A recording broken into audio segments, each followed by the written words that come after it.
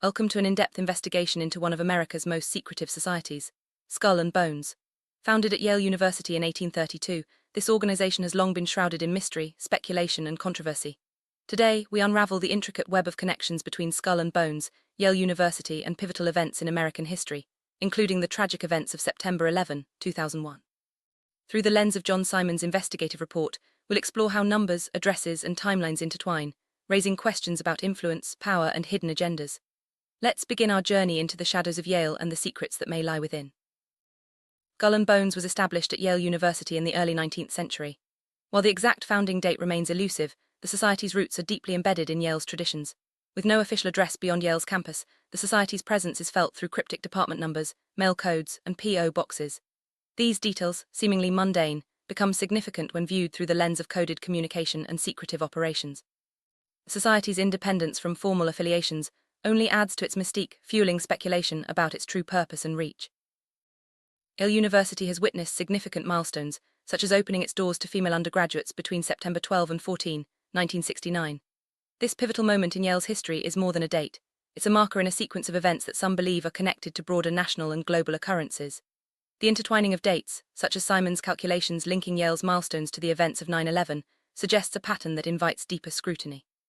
These connections, whether coincidental or intentional, form the backbone of Simon's investigative narrative.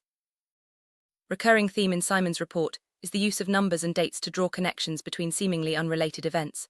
For example, the calculation of days between Yale's milestones and major national events often results in numbers like 6240 or 911, which are then reinterpreted as significant markers. These numerical patterns are presented as evidence of a hidden code or system at play, linking personal histories, institutional changes, and national tragedies. The question remains, are these patterns meaningful, or are they the product of coincidence and selective interpretation? Simon's narrative is deeply personal, intertwining his own life events with national history. He draws parallels between his addresses, such as 6240 Malvern, and significant dates like 9/11. The suggestion is that his life has been shaped or even targeted by the same forces behind these larger events. This personal dimension adds emotional weight to the investigation, as Simon questions whether his experiences are part of a broader pattern of influence and manipulation orchestrated by powerful institutions. The admission of women to Yale in 1969 marked a turning point in the university's history. Simon's calculations link this event to future political milestones, including the possibility of the first female U.S. president. By connecting these dates, Simon raises questions about the role of gender, representation, and the ongoing struggle for equality within elite institutions. The narrative suggests that these milestones are not isolated, but part of a larger tapestry of social and political change. One of the most provocative claims in Simon's report is the alleged connection between Yale University, Skull and Bones, and the events of September 11, 2001. Through a series of numerical calculations and address codes, Simon argues that there is a hidden relationship linking these entities. He calls for public statements from Yale professors in history, law, and humanities, seeking official acknowledgement or denial of these connections. The lack of clear answers only deepens the mystery and fuels further speculation. Simon's investigation extends to the political realm, highlighting the presence of Skull and Bones members in both the Democratic and Republican parties. He alleges a coordinated effort by Yale graduates to take over U.S. business and property, with side ventures involving DNA exploitation.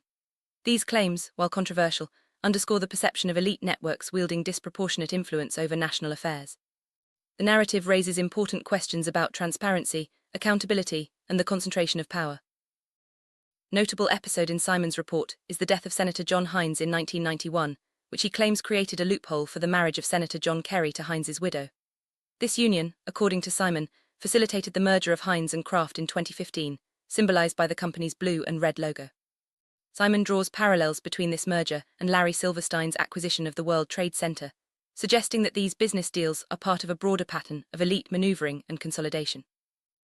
Simon meticulously calculates the number of days between key events, such as the signing of the World Trade Center lease and the Hines-Kraft merger. These timelines, he argues, reveal hidden patterns that point to deliberate planning and coordination among elite actors. By reinterpreting these numbers as significant dates or codes, Simon builds a case for the existence of a covert system guiding major historical developments. Whether these patterns are intentional or coincidental remains a matter of debate. For Simon, these patterns are not just abstract theories, they have real consequences for his life and family. He believes that his personal history, including his birth date and addresses, has been manipulated or targeted as part of a larger scheme. This sense of personal victimization adds urgency to his investigation, as he seeks to expose the forces he believes are responsible for his losses and suffering. The narrative becomes a quest for justice and recognition in the face of overwhelming odds. Hyman's investigation also touches on the role of the US military, particularly the Navy. He notes the Navy's control over domestic and foreign waters, suggesting that this enables the transport of secrets and potentially illicit materials beyond civilian oversight. The involvement of the military adds another layer of complexity to the narrative, raising questions about national security, secrecy, and the balance of power between civilian and military authorities. Key concern in Simon's report is the control and manipulation of information. He argues that US authorities conceal, misdirect, and falsely apply information both domestically and abroad. This, he suggests, enables the continuation of schemes involving land acquisition and development, often to the detriment of ordinary citizens. The narrative raises important questions about transparency, the role of the media, and the responsibilities of those in power to provide accurate and honest information. Hyman draws an analogy between the alleged schemes of elite actors and Ponzi schemes, where new investments are used to pay off earlier investors until the system collapses. He warns that if such a scheme were to fail, the US government might be forced to use land and gold reserves to pay foreign investors, potentially leading to national collapse. This scenario underscores the risks of unchecked financial manipulation and the importance of safeguarding national resources. Issue of land ownership is central to Simon's narrative. He argues that owning land is less important than having the right to use it, as demonstrated by Larry Silverstein's 100-year lease of the World Trade Center. This distinction, he suggests, is key to understanding how power is exercised and maintained in modern society. The ability to control land and resources, even without outright ownership, can have profound implications for national sovereignty and economic stability. Hyman meticulously traces the history of the US Navy, established in 1845, and connects its milestones to his own life events and national election cycles. By calculating the days between key dates, he identifies patterns that he believes are significant. The presence of a Hispanic woman, Vice Admiral Yvette M. Davids, as superintendent, is noted as a marker of change and diversity within the institution. These timelines are presented as further evidence of a hidden system guiding historical events. Hyman analyzes membership lists from Skull and Bones, focusing on blocks of names from the 1860s, 1900s, and beyond. He identifies connections to notable figures and events, such as the Oklahoma City bombing and the 9/11 attacks. By linking names, addresses, and dates, Simon argues that these memberships are more than social networks. They are evidence of coordinated action and influence across generations. The narrative suggests that understanding these connections is key to unraveling the society's true impact. Analysis of Skull and Bones membership blocks reveals recurring names and themes. Simon points out the appearance of figures like McVeigh, Nichols, Cheney, and Blair, as well as connections to his own life and addresses. These patterns are interpreted as markers of influence and intent, suggesting that the society's reach extends far beyond Yale's campus. The narrative invites viewers to consider the possibility of a hidden network, shaping major events from behind the scenes. Simon's narrative is rich with symbolism, drawing connections between personal tragedies and national events. He references the story of a football player allowed only one play, likening it to his own role as a marker for the 9/11 tragedy. The use of street names, such as Archibald, and references to nuclear theorists like John Archibald Wheeler, add layers of meaning to the investigation. These symbolic connections reinforce the sense of a hidden narrative running beneath the surface of history. Membership blocks also highlight connections to key political events, such as the 2000 presidential election between Bush and Gore. Simon identifies relationships between society members and his own neighbors, suggesting that these networks play a role in shaping political outcomes. The narrative raises questions about the extent to which secret societies and elite networks influence the democratic process and the lives of ordinary citizens. Hyman describes the process of interpreting the membership blocks as akin to reading a book in a secret language. By understanding the codes and references embedded in these lists, he believes it is possible to uncover hidden relationships and intentions. The transition into the 1920s membership block marks a new chapter in the investigation, with fresh names and connections coming to light. This approach underscores the importance of context and interpretation in uncovering hidden truths. 1920 membership block introduces new connections, including references to the US Navy and figures from the world of media and entertainment. Simon highlights the presence of names like Edwin Foster Blair and Dana Perino, linking them to broader narratives of influence and control. These connections suggest that the reach of Skull and Bones extends into multiple spheres of society, from the military to the media. Hyman's investigation also delves into personal and legal struggles, including disputes over family court decisions and medical evaluations. He alleges that these challenges are connected to the broader network of influence he has identified, with key figures playing roles in both his personal life and national events. The narrative suggests that the reach of elite networks extends into the most intimate aspects of individual lives, shaping outcomes in ways that are often invisible. Hyman recounts his experience flying on a DC-10 from Chicago, O'Hare to California, linking it to the crash of American Airlines Flight 191 in 1979. He calculates the days between these events, interpreting the numbers as further evidence of hidden patterns. This personal story adds a human dimension to the investigation, highlighting the ways in which national tragedies can intersect with individual lives in unexpected ways. Membership blocks from the 1920s and 1960s reveal a web of names and associations, including connections to political figures, business leaders, and Simon's own acquaintances. These relationships are interpreted as evidence of a coordinated effort to shape events and outcomes at both the personal and national levels. The narrative suggests that understanding these associations is key to uncovering the true nature of power and influence in American society. Simon identifies real estate property management companies and owners, such as Larry Silverstein and Westfield America, as key players in the alleged schemes. He draws connections between major business deals, such as the Watergate scandal and the Olympic massacre, and the activities of Skull and Bones members. The narrative suggests that control over land and property is a central objective of these networks, with far-reaching implications for society as a whole. The theme of land acquisition and development recurs throughout Simon's report. He lists major property transactions, such as the Archstone Smith Trust purchase and the Stuyvesant Town sale, as evidence of a coordinated effort to consolidate control over valuable assets. These deals, involving billions of dollars, are presented as part of a larger strategy to shape the economic and social landscape of the country. Simon pays close attention to symbols and codes, such as the double X in Exxon and the carvings on his own body. He interprets these symbols as markers of hidden connections and intentions, linking personal experiences to broader historical narratives. The use of codes and symbols adds a layer of intrigue to the investigation, inviting viewers to look beyond the surface and consider the possibility of deeper meanings. A significant portion of Simon's investigation focuses on the codes and addresses associated with Yale University's departments. He analyzes mail codes, P.O. boxes, and zip codes, interpreting them as evidence of a system used to organize and reference acts of domestic terrorism. The narrative suggests that these codes are more than administrative details, they are part of a hidden language used by those in power. Simon examines the relationship between Skull and Bones membership and the academic and faculty affairs of Yale University. He suggests that the organization's influence extends into the highest levels of academia, shaping policies and decisions that have far-reaching consequences.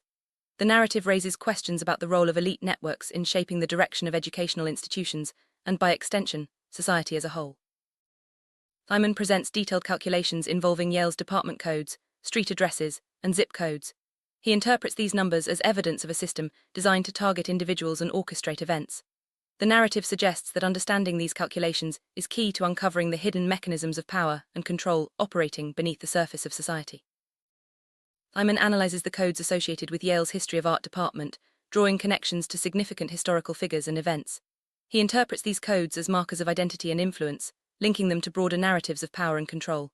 The narrative suggests that art and history are not just academic disciplines, but battlegrounds for the shaping of collective memory and identity. Analysis extends to Yale's African American Studies department, with Simon interpreting codes and addresses as evidence of targeted influence. He draws connections to significant events and figures in American history, suggesting that these codes are part of a broader system of control. The narrative raises important questions about representation, diversity, and the ongoing struggle for equality within elite institutions. Simon emphasizes the strategic importance of combining different codes and addresses, arguing that they reveal hidden relationships and intentions. By analyzing the sequences and patterns, he believes it is possible to uncover the true nature of the schemes at play. The narrative invites viewers to consider the possibility that the world is shaped by forces operating behind the scenes, using codes and symbols to communicate and coordinate their actions. Simon draws attention to the physical locations associated with Yale University and Skull and Bones, such as 81 Wall Street and 190 York Street.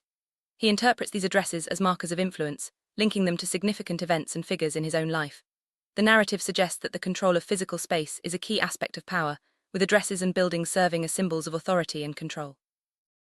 Simon identifies connections between Yale's codes and British symbols, such as the Union Jack flag. He interprets these connections as evidence of a transatlantic network of influence, linking American and British elites. The narrative suggests that the patterns and symbols identified in the investigation are not limited to the United States, but are part of a broader system of power operating on a global scale. Simon presents his findings as evidence of a conspiracy involving Yale University, Skull and Bones, and a network of influential individuals. He argues that the patterns and connections identified in his investigation are too numerous to be dismissed as coincidence. The narrative challenges viewers to consider the possibility that hidden forces are shaping the course of history, often at the expense of ordinary people. Throughout the investigation, Simon's personal testimony serves as a powerful reminder of the human impact of these alleged schemes. He shares his experiences, losses, and hopes for justice, inviting viewers to empathize with his struggle. The narrative underscores the importance of individual voices in challenging systems of power and seeking accountability. Simon calls on Yale University and its professors to publicly address the allegations and evidence presented in his investigation. He seeks official statements and written affidavits, hoping to bring transparency and accountability to the issues raised. The narrative highlights the challenges of confronting powerful institutions and the importance of open dialogue in addressing allegations of wrongdoing. Investigation concludes by reflecting on the legacy and impact of Skull and Bones, Yale University, and the networks of influence identified throughout the narrative. Simon's story serves as a cautionary tale about the dangers of unchecked power and the importance of vigilance in safeguarding democracy and justice. The narrative invites viewers to consider their own role in challenging systems of power and advocating for transparency and accountability.